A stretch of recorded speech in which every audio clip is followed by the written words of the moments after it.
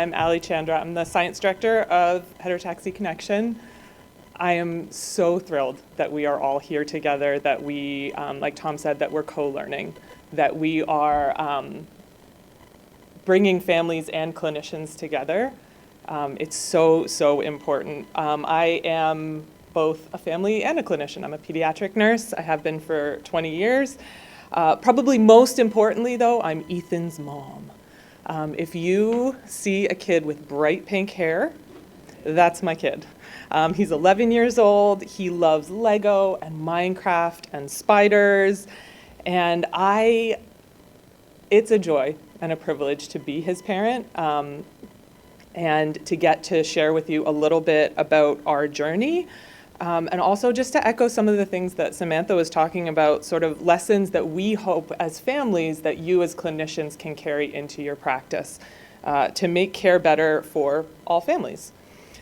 Like I said, been a pediatric nurse for 2 decades now, and I've worked in a lot of different arenas in a lot of different parts of the world, from critical care to pre and post-op maxillofacial surgical ward on board a ship off the coast of West Africa. And most recently, where I found myself for about the last 4 years or so in home health, sort of bridging the gap between community and hospital care. This is one of my patients, shared with permission from her mother, who knows that her kid is adorable and wants everyone to see her. Through all of this, for 2 decades now, I constantly and consistently said, there's one thing I could never do, and it's be the mom of a medically complex child. I would look at these parents whose kids I was caring for in the PICU or on the ship, up all hours, all night, days on end, caring for their children, advocating for their children, and I just said, I could never do that. Like, props to them, could never be me. So maybe I shouldn't have said that out loud, and maybe I shouldn't have said it so many times, because here we are. I've got my husband, my parents are in the back, they're part of our journey, my daughter's back there too, and we are living a story that we never thought we were going to be a part of. It's from this place of being both a provider and as a family that I want to talk to you guys today, because, and this is, I think Samantha put it so well, it's not just a case. So behind every chart, behind every MR number and every test result and every echo that you see those images, it's a family. It's a kid who's getting transported via ambulance to the next state over for what turns out to be a common cold. But because he has heterotaxy, it hit him that much harder. It's a kid whose heart has seen the light of day 5 times now, and we don't know how many more times we're going to have to open his chest in his life. It's siblings, it's families, it's so much more than just those discrete moments that you see in clinic or in a post-op ward or in a pre-op visit. This is our entire lives.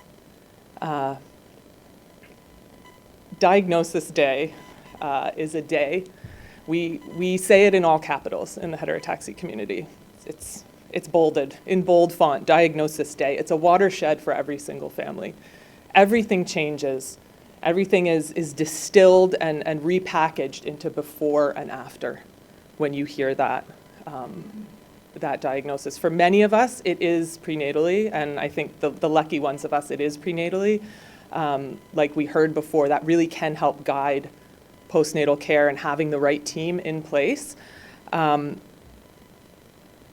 families, though, are waiting days, weeks, months, and even years. We have adults here at the conference, who I hope you'll get a chance to connect to, who were diagnosed in adulthood with heterotaxy. And so they've maybe been searching for answers their entire lives. So our journey to diagnosis can look different as families. For us, it's an absolute blindside. I sat in an ultrasound room with my sister. My husband was overseas still. He had no idea about any of this until much later in that day. So my sister was my support person. It's the one and only ultrasound she has ever been to. And I think I understand why for her. 25 weeks pregnant. I just come back for maternity leave. And we were so excited. We were going to figure out if this was a boy or a girl. And instead, and it's the same as, it's so interesting how many similarities there are. It just went silent. And she's scanning his heart and scanning his heart. Now, I'm not an ultrasound tech, but I knew enough about what I was looking at. And I was like, I kind of whispered to my sister, I said, wow, they're really looking at his heart for a long time. Not a word from the ultrasound tech. Okay, she was silent. I do not think that she spoke more than one sentence in the entire, that should have been my first thing. And I said, I kind of whispered to sister, I said, if she goes and says she has to get the doctor, like there's something really wrong. And sure enough, before I knew it, the doctor had come back in, and it was a lot of the same, and we were brought over, and we were told that this baby was likely incompatible with life. He had the fetal bradycardia. He had severe, we thought it was right atrial isomerism, but there's a question mark there. I mean, I have to give really big credit to the initial team that diagnosed him. It was at a much smaller center, but they got almost everything right on this page. This is the first drawing that we ever got of his heart. It was incredibly complex, and there were a lot of questions about whether he was going to survive to birth, whether he was going to survive the surgeries afterwards. And so in a single moment, everything that we thought we knew about our future had changed. And it was a shift and a shock, just being thrown into a completely new paradigm with no preparation. That's something that pretty much any heterotaxy family can relate to, even if the details are different. And in our case, maybe they were a little more different than most. So my daughter's in the back hanging her head there. This is one of my favorite pictures of her from her time as ship's baby. This is her first lifeboat drill. For almost 6 years, my husband and I and our daughter Zoe, we had been living and working on board the world's largest NGO hospital ship, the Africa Mercy, off the coast of West Africa, like I said. My husband was an electrician. I was the head nurse for maxillofacial reconstructive surgery. I was the ICU coordinator. We were right where we were supposed to be.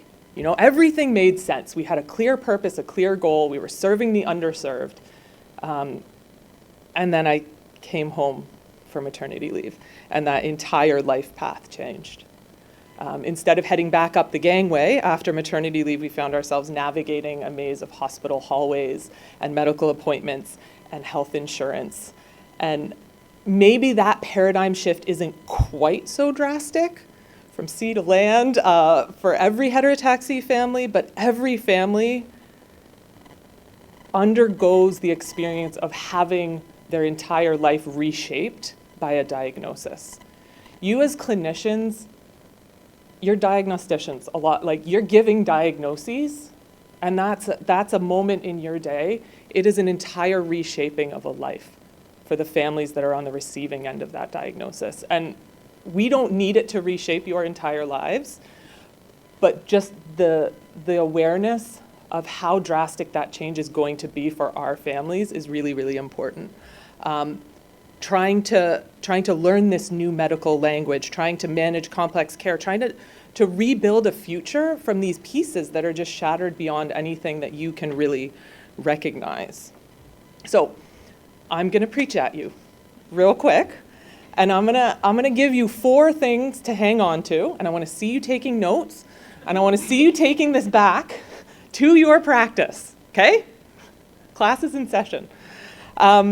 What are some things that our families wish that you understand? And we want you to spread this far and wide. First is communication, okay? We're all taught it, right? We're all taught therapeutic communication in medical school, in nursing school, whatever. I came into this whole journey way ahead of the curve. I already had the terms. The first patient I was ever the primary nurse for as a PICU nurse was a kid with heterotaxy. I didn't realize it until years later because none of us called it heterotaxy then. It's a very full circle moment. So I already had a good amount of fluency in all of this medical language, but not every family gets a head start like that. So many are starting completely from scratch. Their baseline is nothing. They've been to well checks. They've been, to visits that are very, very standard and without any of the higher level. So this learning curve is steep and it is unforgiving. And it is hard for families. So avoiding jargon is really, really important. It's very hard for doctors, and I know it. Find a nurse who can help you translate. It's my little plug for us. That's one thing that I love to do, is take medical jargon and translate it into a way that our families can understand. But if you sit down across from it, like you saw the list of, DORV, pulmonary stenosis, right isomerism. If I hadn't seen those terms before, in the worst moment of my life, I would have had no idea what any of that meant, and it would have gone right over. Like, the room would have gone black. It went in and out for me. So speak plainly, explain options clearly, check for understanding. Make people repeat back to you what they're hearing and what they understand about a plan. Medicine is a new language for our families, and we're learning it under enormous stress at often the worst time of our lives. The way you communicate is either going to build trust or it's going to shut it down. And you need that trust, because you are building a partnership with the families that you are caring for. Like I said, alongside being a parent, I'm also a home health nurse now, and I frequently have students that I help train, nursing students. And the first thing, day one, when they come under my tutelage, that I teach them is, you don't know this kid better than their parents. I don't care how long you've been studying, I don't care how long you've been in practice. Your parent is your first line partner in the care of this child. They know the nuances. They will recognize, they'll pick up on changes before you will. So please take them seriously when they bring issues to you. Families like us, we're not passive recipients of care. We are active partners in the care of our children, and we are to be encouraged in that role, because it's better for everyone. We carry this knowledge of our kids that's never going to be found in a textbook. I can think of 47 different quirks of Ethan right now that really have never been written down in any textbook.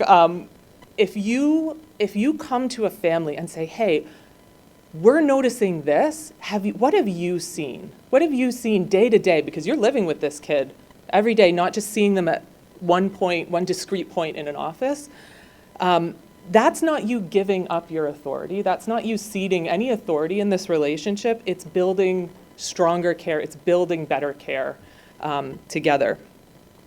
Because this care, the goal is that this care goes for a lifetime.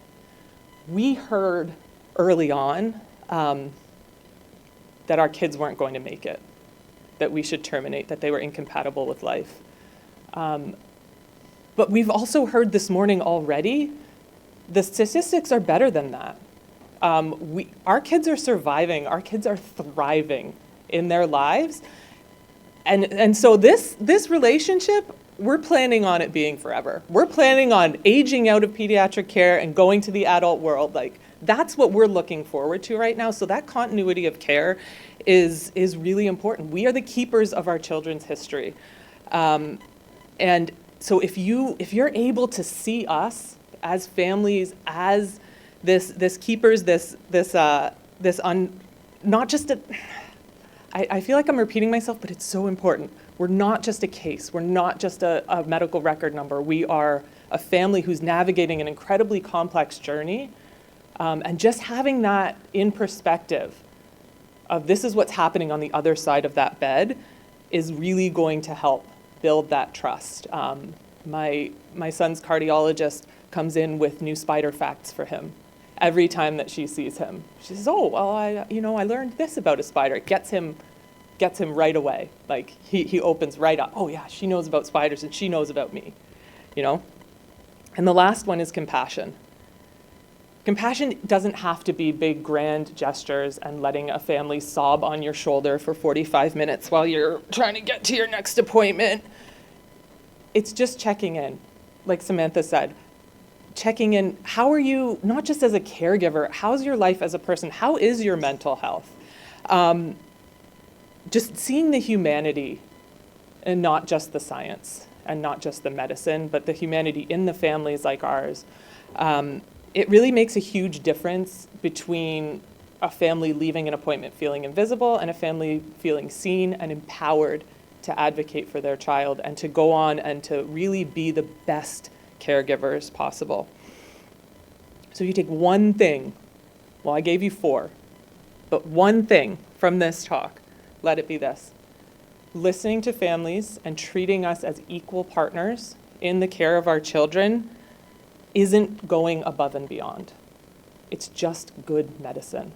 It's good practice. It leads to better care, better compliance, and better outcomes. We all want better outcomes. Thank you so much, all of you, for the work that you do, for the passion that you pour into research and advancing clinical outcomes. Our families benefit from this. Go find my pink-haired kid at the break or at lunch and say hi to him and see what it looks like when you have a team that works with you, because that's the kind of life we're trying to build together.